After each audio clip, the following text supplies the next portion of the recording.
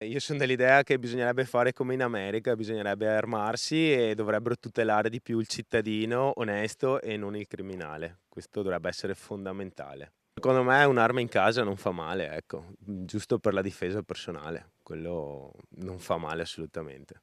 È questa la conclusione in un mix di esasperazione e rabbia di Filippo Cestaro, proprietario di una delle case di via Marmolada a Preganziola, finite nel mirino dei ladri, in quello che è stato un vero e proprio raid. C'era la mia ragazza, io ero fuori, mi chiama alle 8:11, dicendo che sentiva rumori sul tetto, parlare, erano stranieri, ve li ho sentiti dall'accento, e che era terrorizzata perché sentiva che battevano e son corso subito a casa. In 5 minuti io sono arrivati, loro sono stati circa 3 minuti.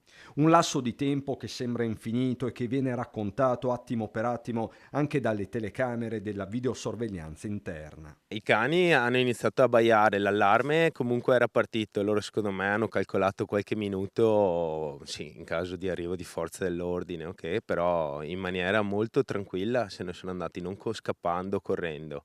Avevano una mazza sulle spalle e camminando se ne sono andati via, assurdo. Cantiere, quelle Mazza da da carpentiere per capirsi, quelle grandi. una mazza da carpentiere addirittura. Sì, sì, sì. Di certo i ladri sono stati anche nell'abitazione attigua, che pare fosse vuota al momento dell'irruzione. Altrettanto certo è che si sono introdotti da questa rete del giardino completamente divelta. A scongiurare il peggio, però, sono state loro.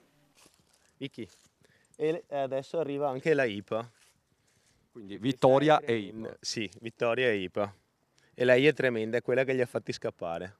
Loro sono stati salvati dal canile, li abbiamo presi in canile e basta. E hanno fatto il loro dovere. Certo, sì, sicuramente.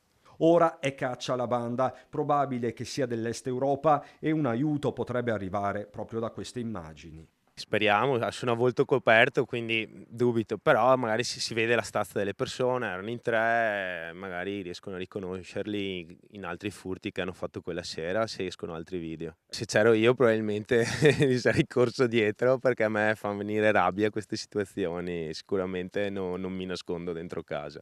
Avresti reagito. Sicuramente sì.